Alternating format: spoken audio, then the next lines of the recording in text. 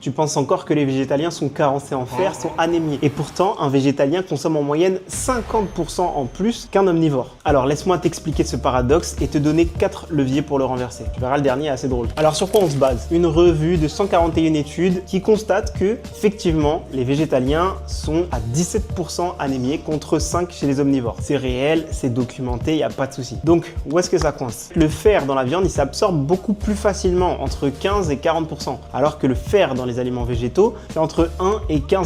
Donc entre l'assiette et le sang, il y a quand même une grosse différence. Mais pas de panique. Là où on peut faire la différence, c'est dans l'absorption. Et l'un des premiers gestes qui change tout, c'est la vitamine C. Elle a la capacité de multiplier par 2 voire 3 l'absorption du fer des végétaux. Personnellement, j'habite en Guadeloupe, donc je m'assure d'avoir un petit piment végétarien qui trempe dans ma préparation. Un citron dans ma sauce chien, une goyave, des cerises pays, de l'ananas en fin de repas. Mais bon, si t'as pas accès à tout ça, il y a plein d'autres moyens, t'inquiète pas. Poivron que tu vas combiner avec tes lentilles, chouquet que tu vas combiner avec tes pois chiches, avoine avec ton kiwi, c'est à toi de voir. Et récemment, grâce au compte Épicure Diète, j'ai appris qu'il y avait aussi plein d'autres synergies à avoir, comme avec les folates, le soufre, le zinc ou le cuivre. Deuxième astuce, comme pour les protéines, tu trempes tes légumineuses et ça va permettre de casser les phytates et ça permet une meilleure absorption du fer. Troisième, on évite de prendre son thé ou son café l'heure qui suit le repas. Et le dernier pour la route, je remercie ma belle-mère, c'est grâce à elle que je connais cette technique. C'est le seul poisson que je vais manger, ça s'appelle le Lucky Fish. C'est un poisson en fer que tu laisses à peu près 10 minutes dans ta cuisson, ça va venir ajouter du fer dans ta préparation. Donc non, les véganes ne manquent pas de fer, ils en ont même à portée de main. Tout ce qu'il faut, c'est juste optimiser la manière dont on l'absorbe. Alors si tu as envie de changer ton alimentation, n'hésite pas à commenter végétal et je t'envoie ce guide pour partager les bonnes pratiques que j'ai mises en place dans ma pratique sportive et dans ma vie de tous les jours. Surtout, n'oublie pas de t'abonner, il nous reste encore plein de mythes à déconstruire et d'ailleurs la semaine prochaine, on va s'attaquer au calcium.